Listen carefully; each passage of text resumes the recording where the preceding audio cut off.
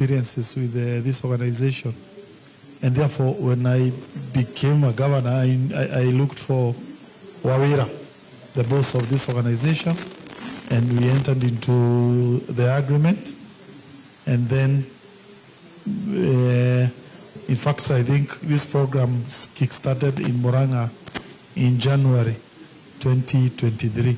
Few months immediately we came into office, and since that time it has been almost seamless. 2 years later, what kind of conversations are you having with your fellow governors? Just pushing them, try it, try this thing. What kind of conversations are happening? No, there's no conversation. I'm not anyone. I'm just a normal governor. So there's no conversation. So you know that is the expected answer. We all know, but in terms of best practice, what would you advise anyone who would like to also engage in a conversation where they support kids to learn, the kind of reprieve it has to families back home? What kind of best practice would you give? Hold that thought. Because I can see you thinking about taking us another route. Hold that thought.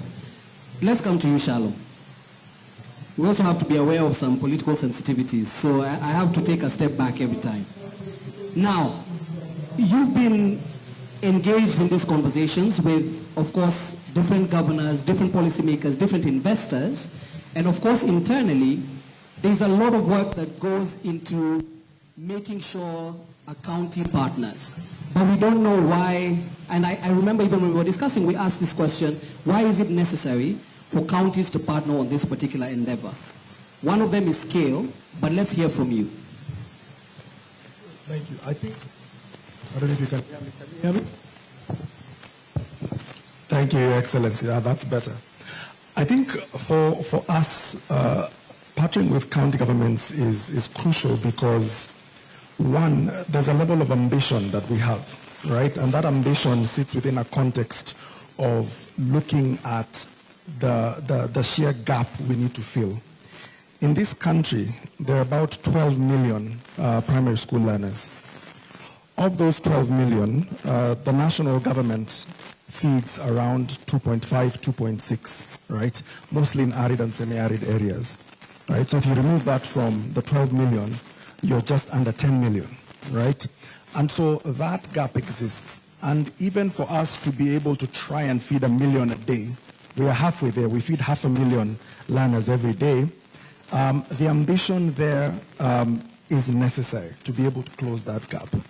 Now, knowing that, a big part of the reason we partnered with the Council of Governors, but also have partnered with counties such as Murang'a, Nairobi, Embu, and Mombasa, is to scale.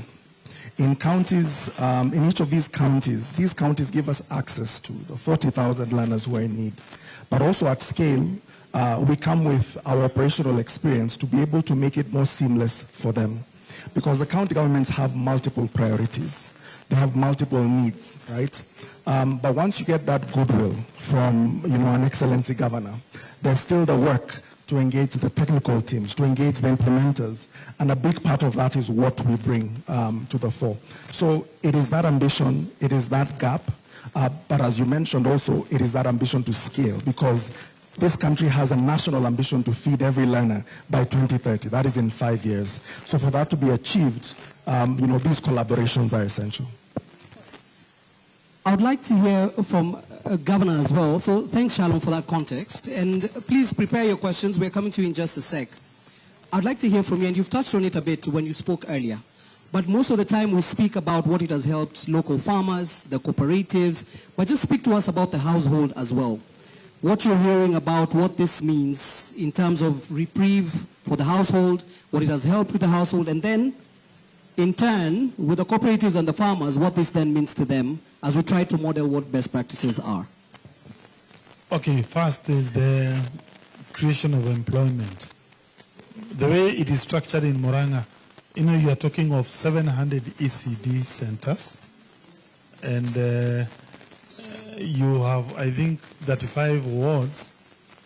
One ward has about 1 or 2 kitchens. The last time, I think there were 55. So imagine 55 kitchens serving 700 ECDs. So you need riders, people who ferry that. There used to be about 5 riders per ward. So those about 35 times 5, that's almost 180 or so direct jobs. Secondly, there are those cooks who cook there. So that would be about 4 per kitchen. That's another 200. Then we brought in an innovation which was quite controversial with them. You know, when we were starting this program, there was like a resistance, which was well founded. One, the parents were asking, this uji is from where? Why can't you cook it in each ECD so that we see it? But of course, that will be very expensive.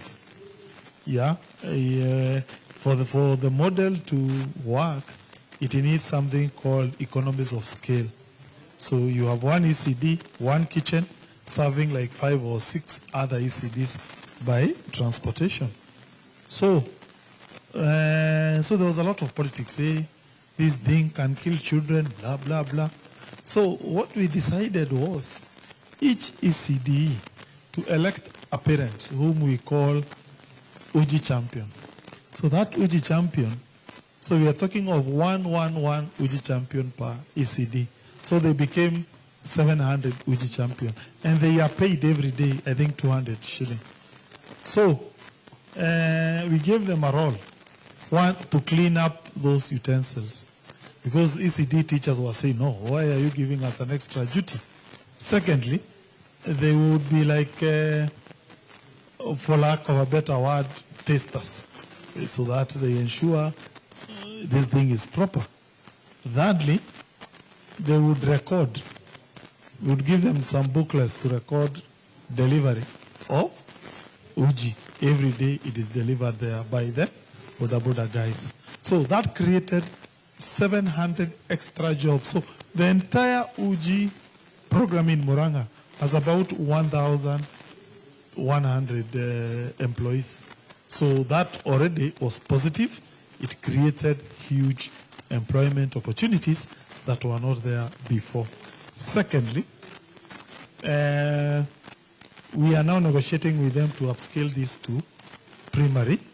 We are waiting for the national government to sign up some documents, what we call like transfer of function, because primary is not devolved. So we have about 55 pilot schools. If we upscale to primary, we might create another 4,000 jobs. If that happens. For now, I think you're at about 400 or so jobs. Now, the other impact economically is definitely boosting class attendance. Those children who never used to come to school, they now come to school. Secondly, suppliers. There's a lot of supplies in the entire value chain. People who bring energy, people who bring flour. Yeah, of course, they get it from a renowned entity. But the point is, there's a lot of spillover in the economy. But for me, I think the most important impact is that small child there getting free porridge every day without fail. I think that's a moral duty. It's the right thing to do. And I think it has boosted class attendance in our ECDs. And every time we ask Murang'a people, among the various interventions of the county, which one do they think is the most important? They always say ECD school feeding program. So thank you. Very good.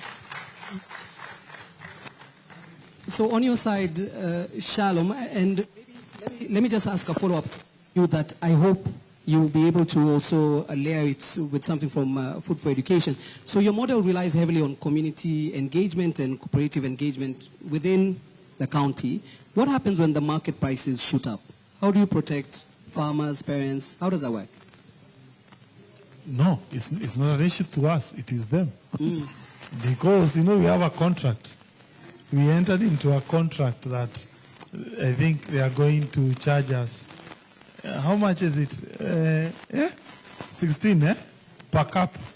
So 16 bob per cup. So we don't care if the cost of the inputs go up. If they are duty, us, we just pay 16 bob. And I think, by the way, if I'm not wrong, we have been paying them on time. It is them who are always late in giving us documents. But every time we are deciding, one of the problems, counties don't have money. So the question of priority will always come. I can tell you, they are always in our top priority. And it is them who delay to give us documents when the money is there. But we always feel we have a moral duty to pay them. Of course, I know we owe them, but I know it's not because of us, it's them failure to give us documents. But we are very proud with the work that they have done to us. And we're also happier. Other counties have come and picked up the idea. I saw Embu came, they are now inside. And we don't monopolize ideas. One hand washes the other. So therefore, thank you. Good work. There we go. And that's why I warned you before I asked. It was coming. So just talk about that a bit, and then we'll talk about what's happening tomorrow. That kind of underlying layer that a lot of people don't see. Absolutely. And I think, His Excellency is right, because as a partner, we enter into contracts with the county government to support them in their ambition for school feeding. And for us, the way in which we do it is we guarantee the county government that this cup will cost 16 shillings for that period. Or this plate of food, if it is for the county governments that do meals, will cost this amount of money over this period. The obligation then is on us. Now, some people don't appreciate how much goes into this. As I mentioned earlier, we feed 500,000 children every day schools are in session. Every day, imagine the largest plane at JKIA, Boeing 787, stuffed with food, rice, cabbages, onions, tomatoes. Every day, that amount of food leaves warehouses across the country, leaves kitchens, and goes to feed them. So at that volume, we have to have an operation that is key. If you think about what we've achieved in the last 13 years because of some of these partnerships, for example, if you just look at the fresh vegetables that we procure from farmers, over the last 10 years, we've procured 4.4 million kgs of the same. So when you think about that on our part, we need to exercise discretion. We need to know when are the Wairimu beans cheapest, and we buy them in volume and store them. We need to know when is the millet flour that is being used for the porridge to make sure it's nutritious, cheapest. When is it in season? When is there competition? When can we leverage on A, B, C, and D? When the price of fuel goes up, how do we play around with that? And around economies of scale, because we've made that commitment to them. And we always say this to our government partners.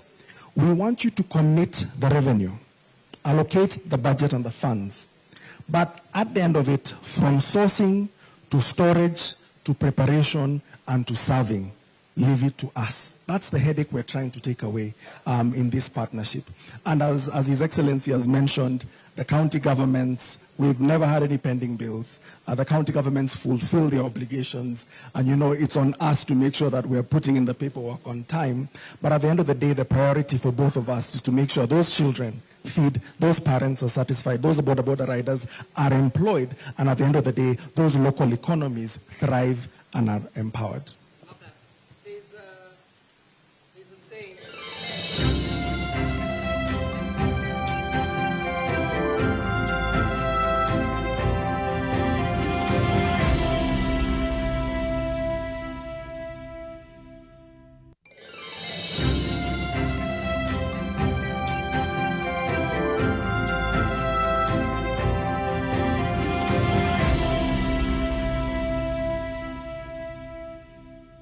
If you're able to just shoot up your hand, we'll come to you very quickly. There are 1, 2 there. Okay, we'll start with those. If you could just get a mic.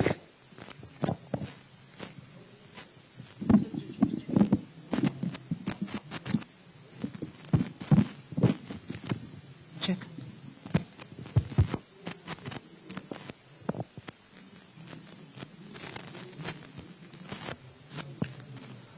As we get the microphone, please, could we just acknowledge the people who have come into the room? Deputy Governor for Meru, Her Excellency Linda Gaki is present. Senator Catherine Muma, yes, we caught you on your way out. Senator Margaret Kamar, thank you very much for creating time to be here. You caught the conversation right when we were at the sweet spot, and now we're getting the questions from the audience. Please, tafadhali. Okay, thank you for the opportunity. Excellent governors in the House, senators have just come in, distinguished guests, ladies and gentlemen. I'm Beatrice Naholi. I'm the CEC for Education, the County Government of Busia, and as well as that, I'm the Secretary of the Education Caucus at COG. And I really want to appreciate what we're hearing. Thank you, Governor, for just unpacking that for us. We're looking forward to many other good things coming. And thank you, Vice Chair, to the COG Caucus for being here, Governor Nandara. We also have something similar in Busia. We do a school feeding program. We do a hot nutritious meal twice a week. We procure the rice locally from our farmers in Budalangi, and the parents contribute the pulses. Of course, what you've said are some of the challenges we're having: the cooking, the serving, the transportation, all those actually giving us a lot of headaches. But I think the beauty about this is that our farmers in Budalangi are benefiting, because then all the money that we use in the school feeding goes to the farmers in Budalangi to procure the rice. Now my question is, and I heard the other day there was a conversation that the government wants to open up the importation of rice. And I think Governor Cecil was very clear and said there's so much rice. And when we pass him, we all see there's so much rice. There's so much in Budalangi. In fact, for us, the Ugandans benefit. They buy it at 30 shillings a kilo of paddy. So they are really fleecing our farmers. And now my question is, so what is the plan for food for education? Or are you procuring most of the rice? Are you planning to procure it locally because of now the outcry of imported rice? Because I know even when I began, it's cheaper to import rice, yes. But all of our farmers. Thank you. That's very clear. We'll take some and then we'll answer them. Thank you. Thank you for this opportunity. My name is Kadende. I come from Nyandarua County. And as a resident, I'm a registered voter in Nyandarua, but I reside in Moranga. Thank you so much. I'm so much excited to see Governor Kangata. And as someone who has background in education, I'm looking at sustainability of the program, Governor Kangata. And what is the future of that program in 2032? And the word 2032 is very deliberate, Governor Kangata. And so how do we move on from, I'm assuming, after 2032, what is the future of that particular program? Equally, I'm also excited that my governor is here, Governor Kiari Badirisha, because I know there are some very dry areas in Nyandarua, just like the dry areas in Moranga, Rokotwed, and all those areas. Thank you so much. The issue is sustainability of the program. Asante sana. That was very, very clear. Let's take the last question. Thank you. Thank you for that. Okay, thank you. Your Excellencies, my name is Jebet from County Government of Mombasa. Now, I want to appreciate the role that you are doing in Moranga, and I would wish to understand how do you, for example, how does the school feeding program be designed not only for to improve learning outcomes, but also to ensure that there is sustainability in terms of engaging the communities around for more productivity. And number two, these UGI champions, were they nominated, or how were they identified as the UGI champions, so that they avoid some kind of community breakups? Okay. So we have at least 5. We'll run through them. If you have any, just one. Please allow us to answer this round of questions, and then please just go. It's okay. Thank you. I want to appreciate the governors in the House. My name is CP Emily Ongaga. I'm the CC member in charge of education in County Government of Nyamira. My question is on the modernized kitchens, the central feeding kitchens, and the governors in the House. Governor Kangata, we came to benchmark in your county, and we were able to see what has been shown there, and it is very true, and the kids were very happy.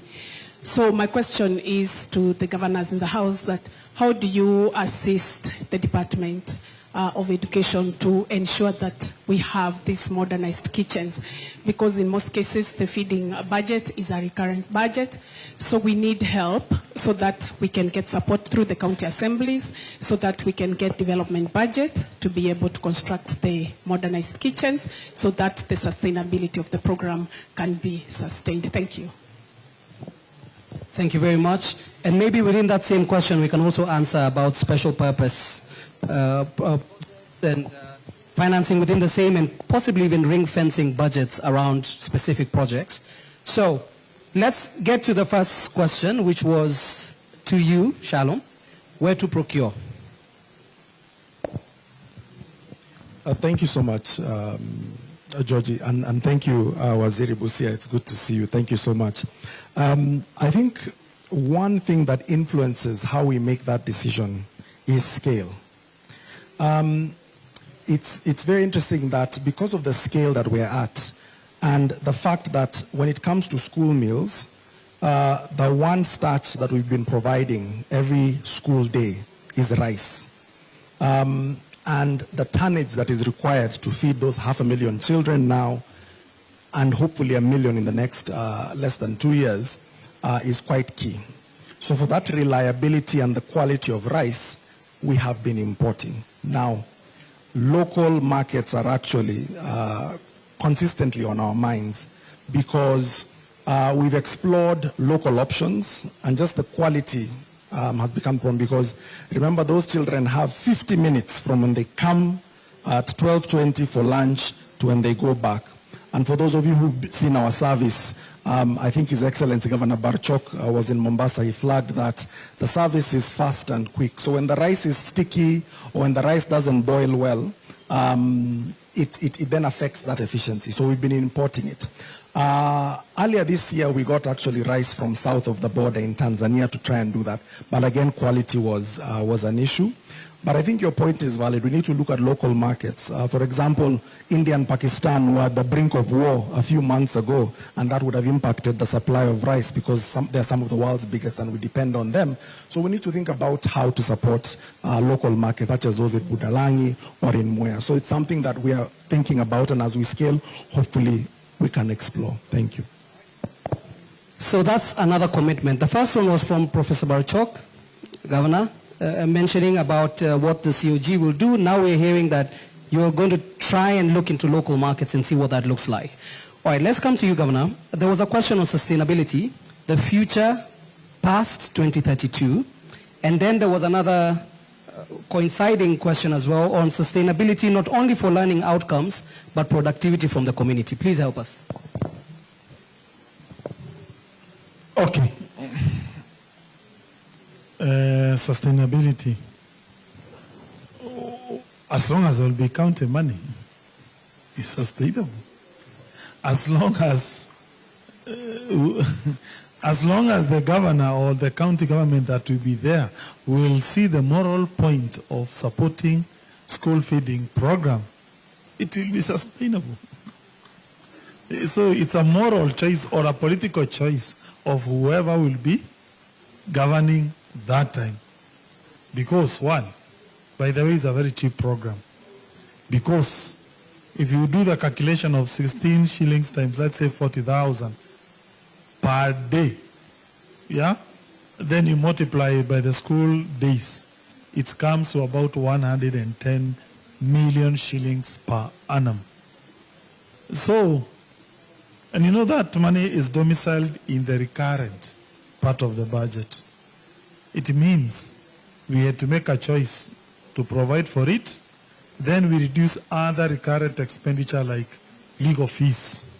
Instead of providing legal fees 100 million, we provide 10 million so that we support our children.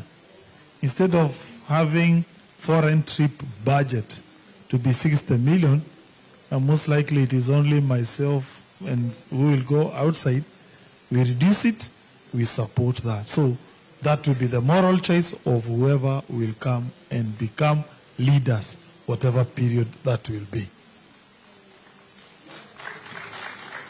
Secondly, there's a policy that was passed that underpins this thing. By the way, in fact, it was a very funny thing. When we came up with this idea, there was a lot of push and pull within the assembly and the community. So we called, there's a guy there for Food for Education, Vincent, eh? Yeah, this guy, yeah. He was always in the middle of those battles. So first thing was, how do you convince the community this thing is good? How do you convince the MCAs? So we did what is called a pilot. So we picked select school to pilot the idea. So then you must show MCAs what is there for them, which was the idea of, why can't you give me the Boda Boda riders? I gave them the opportunity to bring the Boda Boda riders. Then after the pilot, then I was still fearful. Is this the right thing? What if a problem comes in? I recall I told the majority leader, so that if a problem ever comes, I don't get the blame. I gave children something bad. I told them, do we scrap? They said, no, don't dare. Because the pilot had already made them see the importance of Uji. So I told the majority, for posterity, take a motion in the assembly. So this is, I think, among the few programs where we not only took a policy, we also took a motion. So MCAs voted one by one, and all of them, I think only one or two had a dissenting view, but the rest said we support Uji. And then on that basis, it created to us the legitimacy to roll out Uji. And therefore, to that extent, I suspect it is now on record, we ought to go with Uji until whatever time. There was a question on how do we choose Uji champion. The parents elect them. It's a democratic process by the parents. Thank you. There was a question on modernized kitchens. Do you want to touch on that? And having a benchmark, I believe you're the one who asked it. Yes.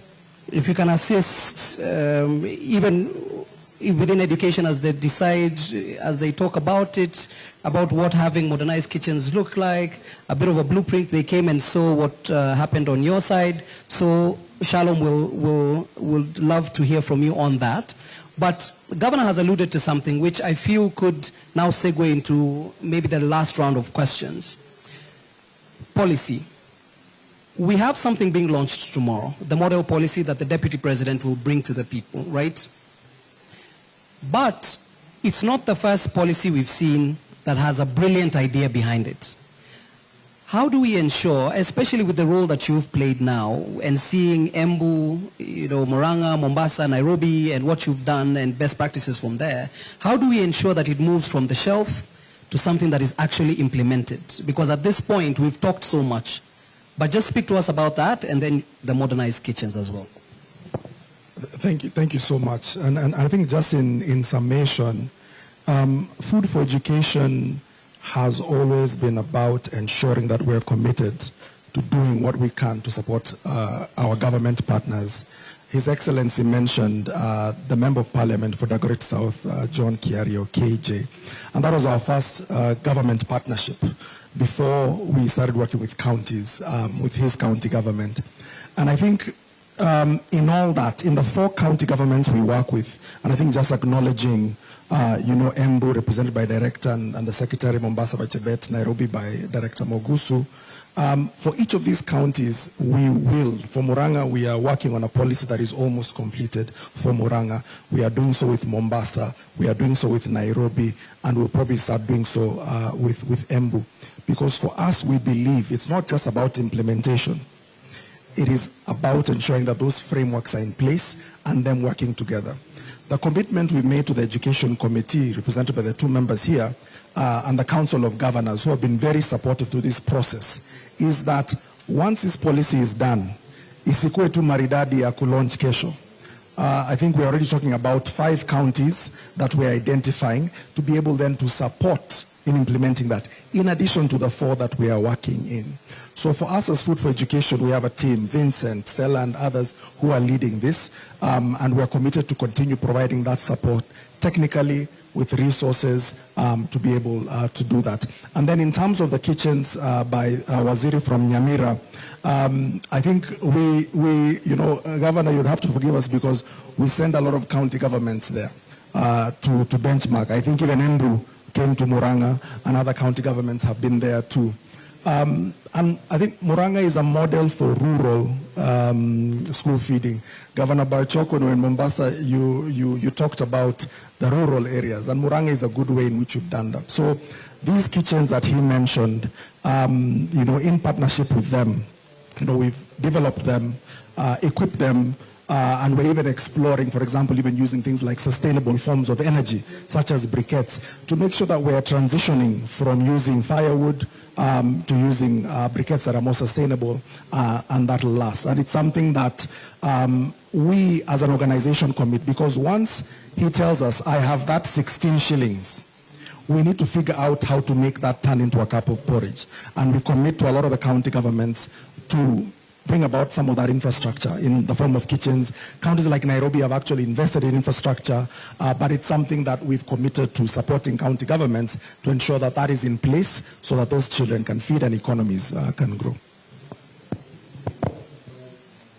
There's a question here, question there, question there. Abdallah, tuanza na wewe. And then, please, you'll allow us to... Okay. So, please... Yes, His Excellency, I am from Mombasa. My questions are 3. Number 1. Abdallah, tafadhali. Moja. Aye. I'm interested in 2 then, please. His Excellency, you have 700 champions. Are they employed by the county government of Mombasa? If yes, Murang'a, sorry. Are they employed by the county government of Murang'a? If yes, is it contract or permanent, or how is it done? The 700 which you talked about. Number 2, how many more counties are you able to handle Food for Education? If today 47 counties come to you and they tell you that they want the program, will you be able to handle the program? Number 3, is that enough? Okay, thank you. There was one last question there. There was one more there. Thank you. My name is Jeremiah Redi, Director ECD Embu County Government, and also the Chair of ECD Directors Caucus.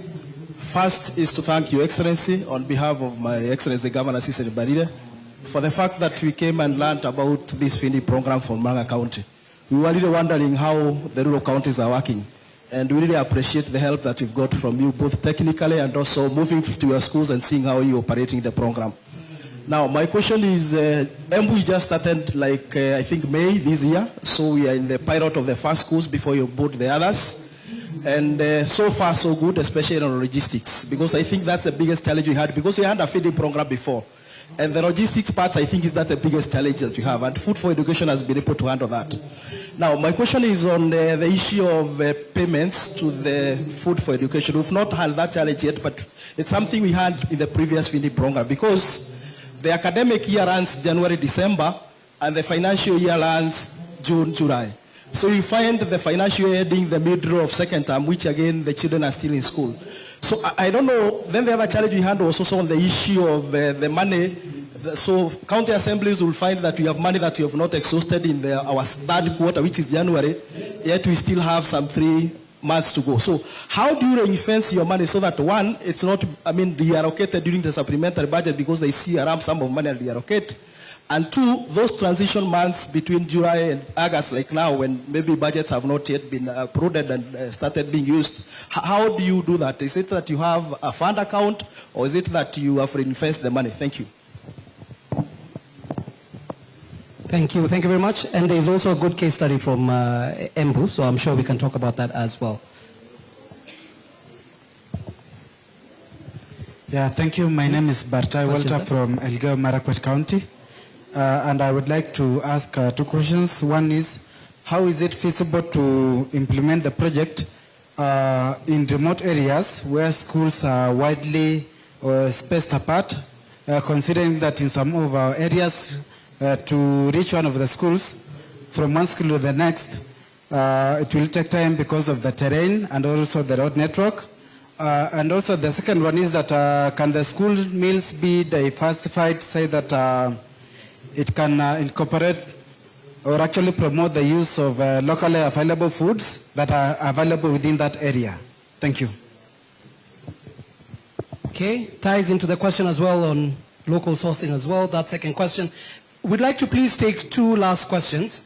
Also, for time's sake, one there, one last one there. Then we'll kindly come to you. Thank you. My name is Kego Edward from Nyandarua. I got interest in centralized kitchens.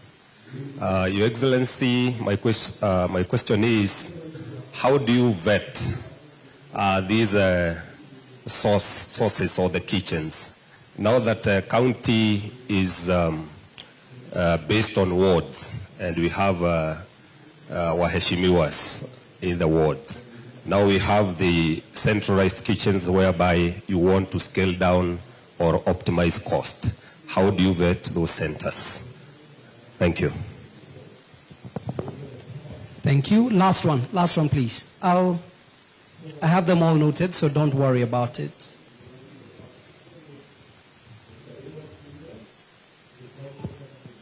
Okay, thank you. This is such a productive and interesting session. My name is Faith Ndungu from the Health NGOs Network. My question is around the nexus between health and the school feeding. Do we have any comparative studies showing the before and after, especially in improving the health outcomes of the children? And the second question is around the local community around the schools. Are they engaged, or the farmers around there, are they contracted for the production of basic things, even onions, tomatoes, vegetables, and even during the fruits which are on and off season? Thank you. All right, let's please pause it there with the questions. We would love to please come to hear from you, Tafadhali. Please, Mheshimiwa, would like to get the...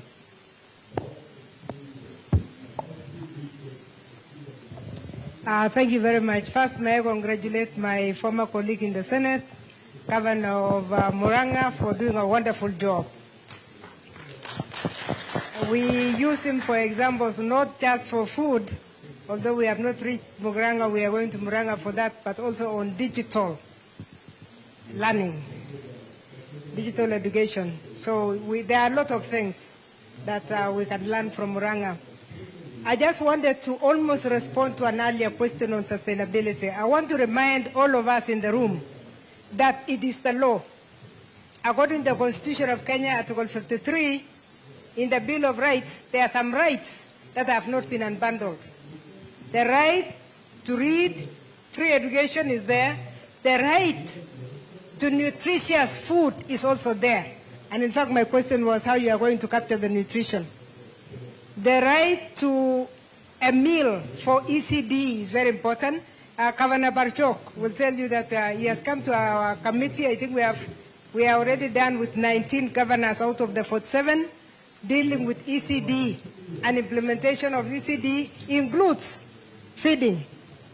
It includes feeding because you cannot expect a child, a very young child of PP1, to remain in school until lunchtime without anything. 10 o'clock, they will give up, some will sleep, some will cry, they will be very uneasy. So that right must be implemented, and we are glad that it was devolved so that it is implemented by the governors because they are closest there. So as the Senate, and by the way, I'm the Vice Chair of the Education Committee in the Senate. As the Senate, we are focusing on enabling those children to study well.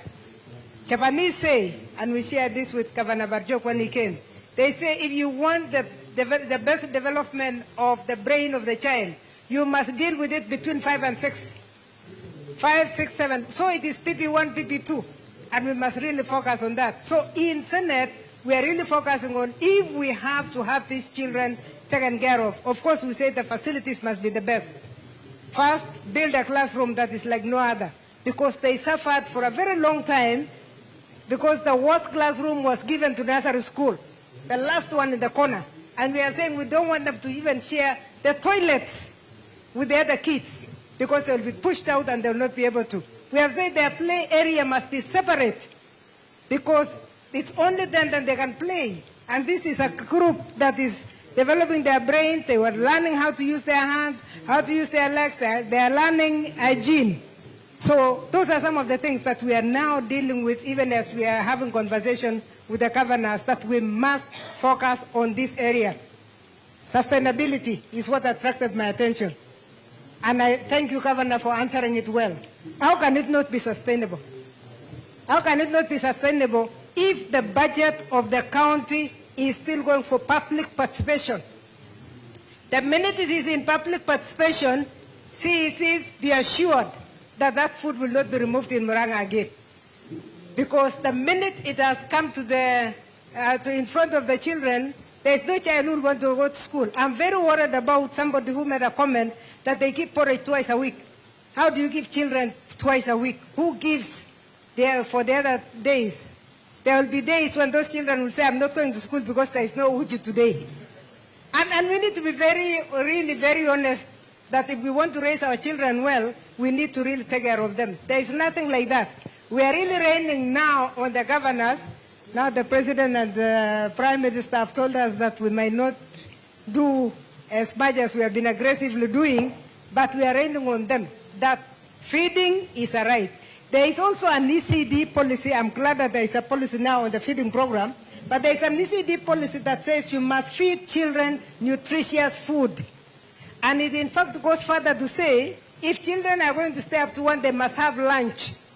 And if they have lunch, I mean if they are staying up to 3 o'clock, they must have uji and they must have lunch. Let us be fair to these kids. And I'm sure that as you lead, Governor, please lead us there again. Go beyond the uji of only afternoon. Let's push them. They have the social right, which also the mothers have. Because if you are telling a mother to leave a child after 1 o'clock, pick the child and go and cook for that child, that mother cannot do anything else except to rush in the morning, look like you are employed in the morning, or the house girl has to go. We don't. Let's move our children to 3 o'clock, give them that lunch.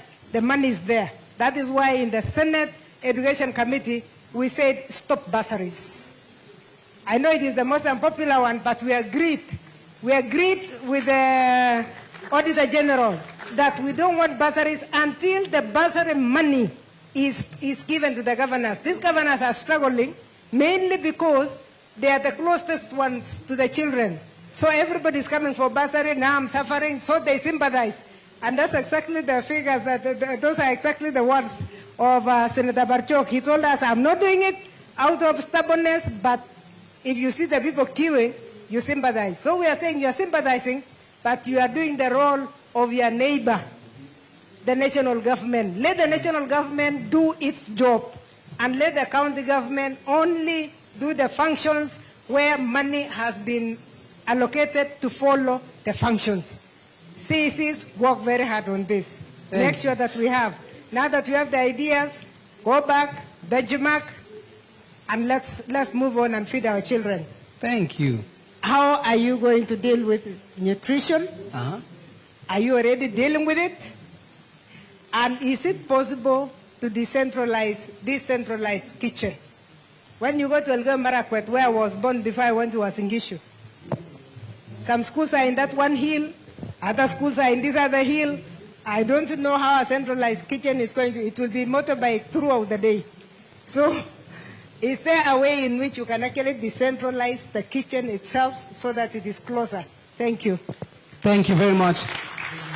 Senator, it's very reassuring hearing you speak. Thank you very much. You've ticked off a few, even the question on ring fencing as well. On that, sustainability, the model. We'd like to hear a bit. I wish we could have the microphone on this side. I'm sorry. Count your steps. Counting steps. Governor Barachok, we'd like to hear about the milk program. Also because, I mean, there's a conversation that has been had on diversifying as well. But let's speak to us a bit about the milk program, successes about it, maybe where you feel like some things could be borrowed from your program. And then, Governor, would like to hear, as we wrap up, about the model policy tomorrow. We'd like to hear some thoughts from you. Okay, thank you. So first I want to congratulate my colleague, Governor Muranga, for this very noble initiative.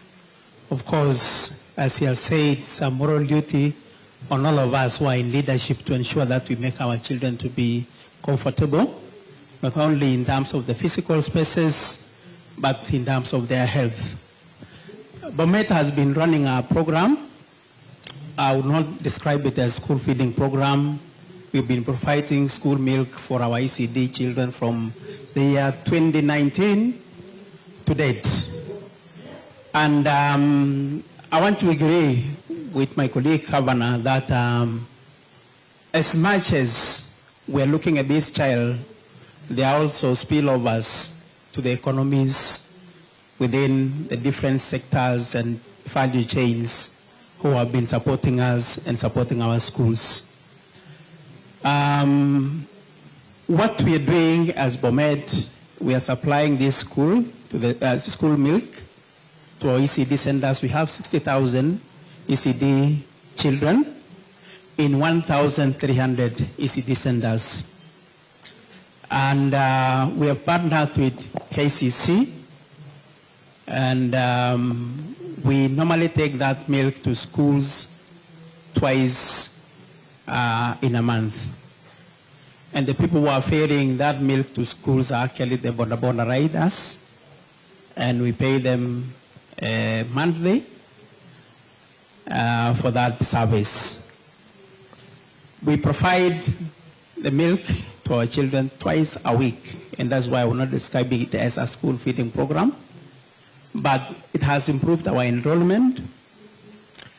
And we have been having also a lot of fights, as Prof has indicated. I appeared before the Senate committee and answered very difficult questions, one of which was why we are spending a lot of money for bursaries and taking away the money from the mandate that we've been given as counties to take care of our ECD learners in terms of infrastructure and nutrition, because ECD will never be complete without nutrition. So there are a lot of lessons that we have to learn from ourselves as counties, and we borrow from each other and improve the ideas to perfect. Of course, we can't be 100% perfect. The only challenge that we have been having with KCC, and I think this is something also that was noted by the Senate, you have to pay the money upfront. The moment there are delays, like now we are in the beginning of the financial year, we have challenges with the budget that are yet to be approved, it means the children cannot get the milk. And that should be something that we should be, all of us, be thinking about. Of course, it's unlawful to pay upfront as a government before you receive the service or the goods. But I think because of the fear that counties are not paying, then you have to pay before they deliver. Secondly, we are also trying to resolve that issue. Currently, we are working with one of the cooperatives within Bomet, a dairy cooperative, and with one of our partners, World Vision, we want to equip one of their facilities so that they can purchase milk directly from the farmers and package and sell it to us directly as the farmers. That will be one way of ensuring that they also have value for their milk, because we want to produce competitive prices. So we'll be purchasing from them, take the milk to their children, and the parents receive the money. But we want to increase also the frequency from 2 days a week to 5.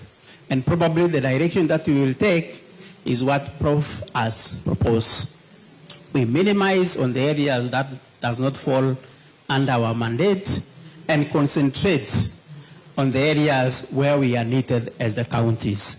Otherwise, pongezi sana, Kavana. Thank you so much for the good work. And for food for education, this is a challenge. And I want to agree with what Prof has said, especially in rural counties, especially in ASAL areas. It becomes a challenge when we centralize the kitchens. And that is something that we need to see how it can work. It is not impossible. I think there should be a solution for that. Thank you very much. Thank you. Thank you very much. Thank you very much, Governor. Governor Muranga, I think this has been a very good learning session for all of us. The conversation is very good. For us in Nyandarua, we started with the milk program, which proved challenging because of logistic issues. And then we thought we make the work easier by giving capitation to schools where each child is allocated a certain amount of money. The money is paid directly to the school under a certain committee. However, it is still also have some its own challenges, because again, accountability and this kind of thing. So I think we are still progressing, we are still moving. We have tried that one, we have tried capitation. And from today's discussion, my chair, education, is here, Mheshimiwa Gazungu. And I think Mheshimiwa Gazungu, from here, you need to have a discussion with these gentlemen seated at the middle. Because I think they are taking some of the burdens from us. You know, we have a lot of work to do. And if Food for Education are ready to partner and give us that support, I think we can see how we move that direction. As for the model pre-primary school feeding policy, this is a very important document. It has been written scientifically, but the beauty is that it has left some leeway for counties also to customize as per their conditions.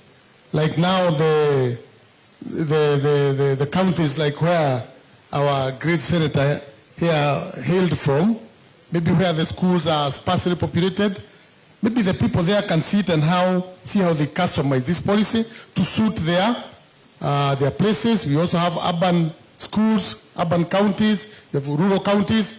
The beauty is that at least we have something which has already done the situational analysis, and now we can be able to come up with something instead of working in an unfragmented manner.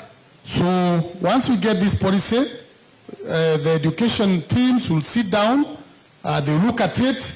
There is still room for improvement, but at least we have something for a start. So I believe it's going to push us to the next level. Thank you. Absolutely perfect.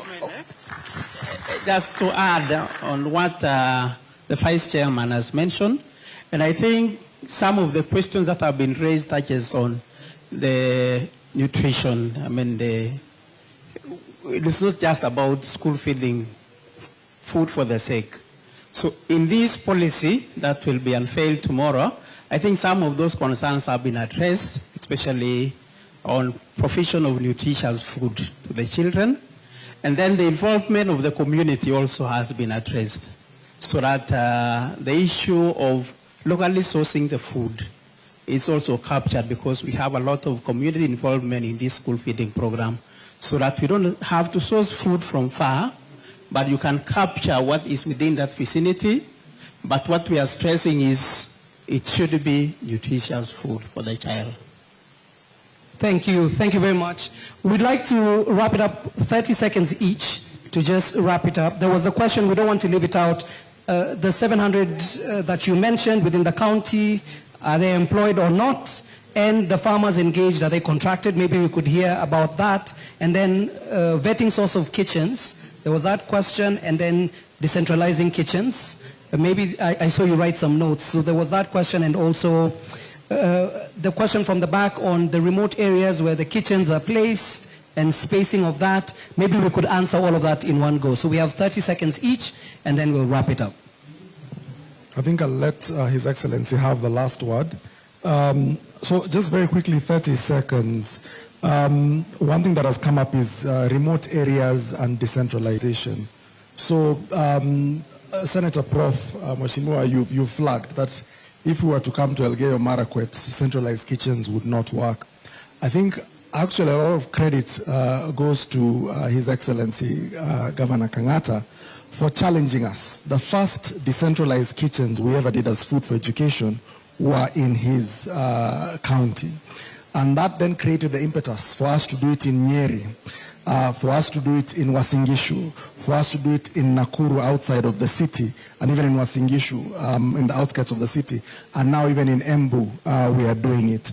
And for us to scale, we've realized that that is a model that we must embrace. So the counties that we are looking at now, a majority of them, we are looking at a model where it's not a large centralized kitchen, but kitchens that are smaller, that can be spread. Some might not be as small as the ones in Muranga, but some, for example, here in Nyanza, we are looking at 3,000, 5,000 meals to cater to schools that are more sparse.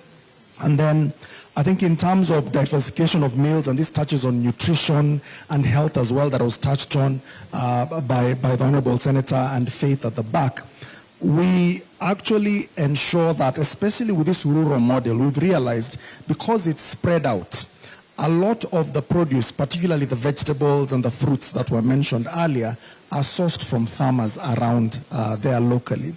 But then the beans, the ndengu are sourced from local farmers in 14 counties. So for example, the Western ndengu comes from Busia, Waziri is not here. The ndengu itself comes from Makueni. So those farmers are part of that value chain to ensure that the local community takes part. And we've been doing studies on nutrition.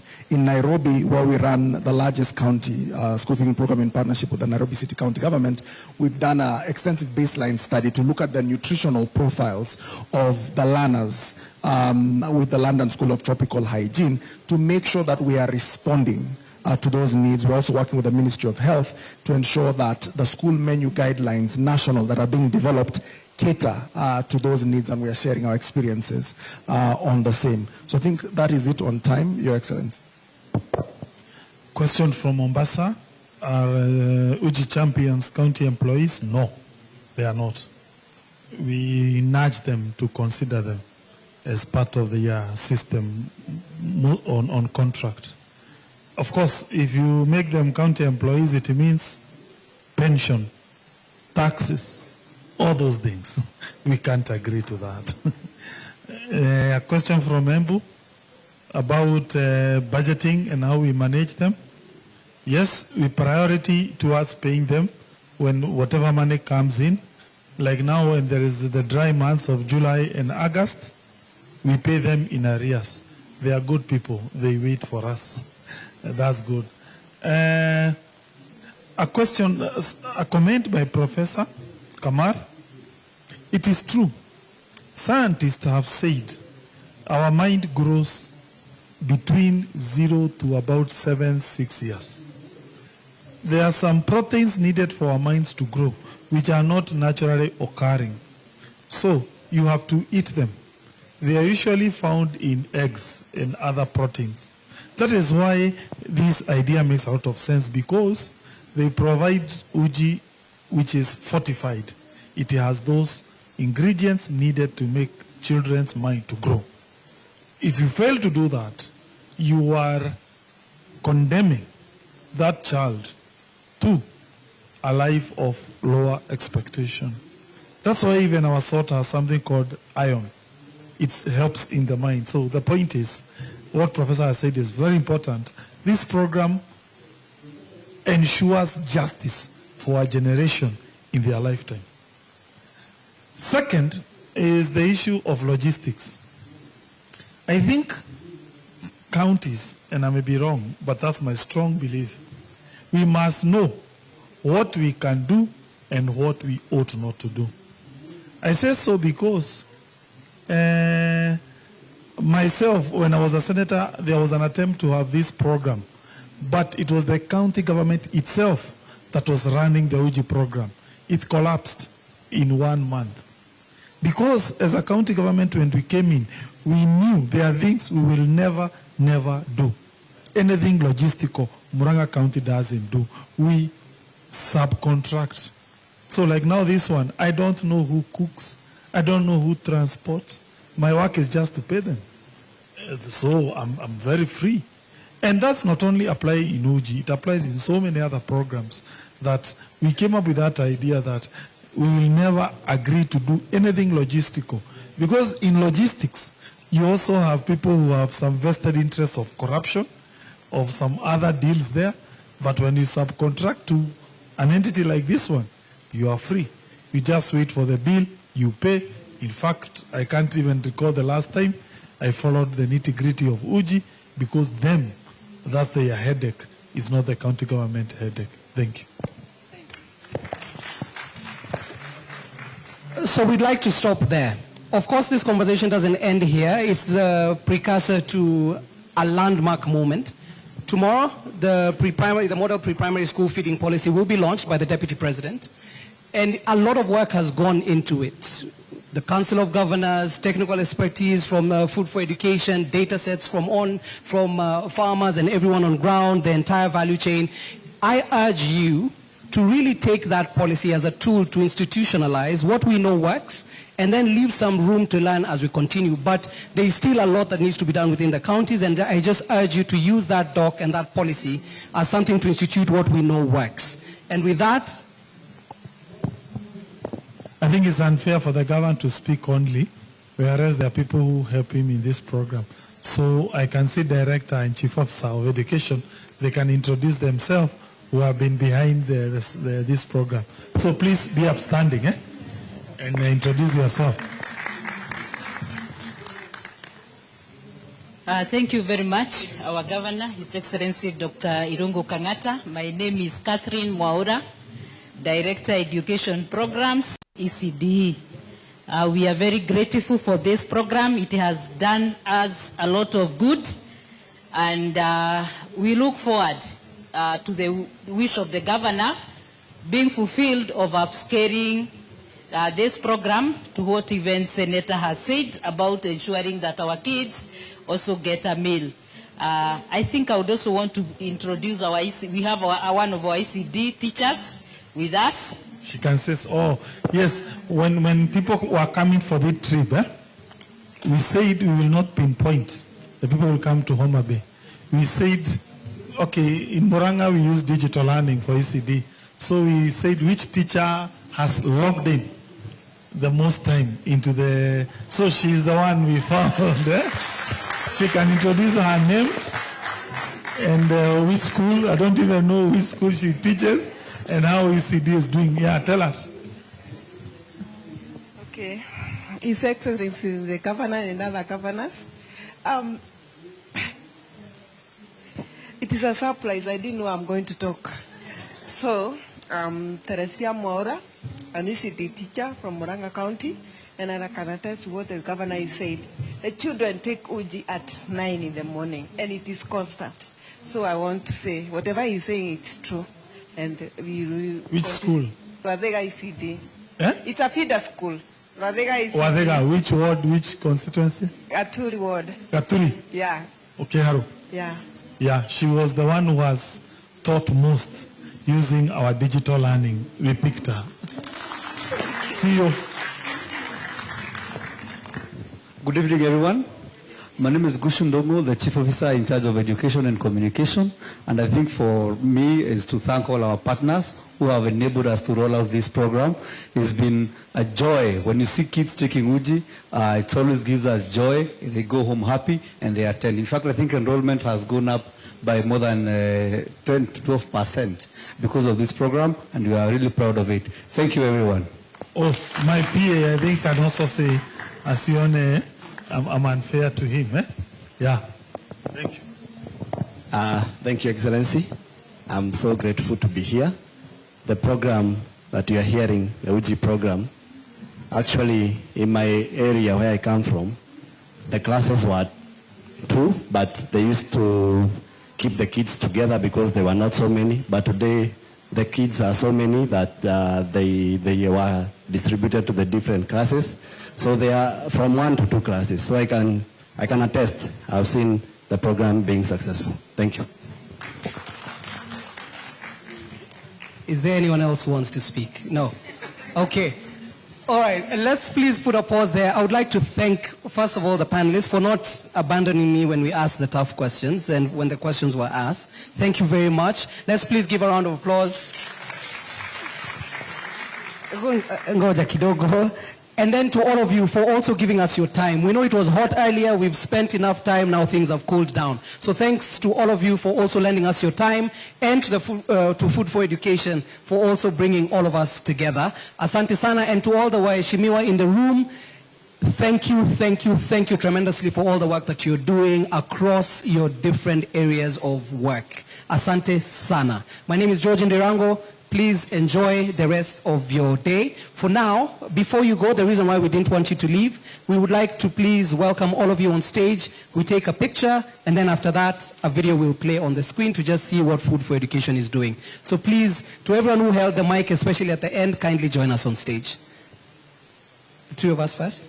Okay. Yes, please. Honorable Governors, Senators, tafadhali, please join us on stage. The 3 of us first? Okay.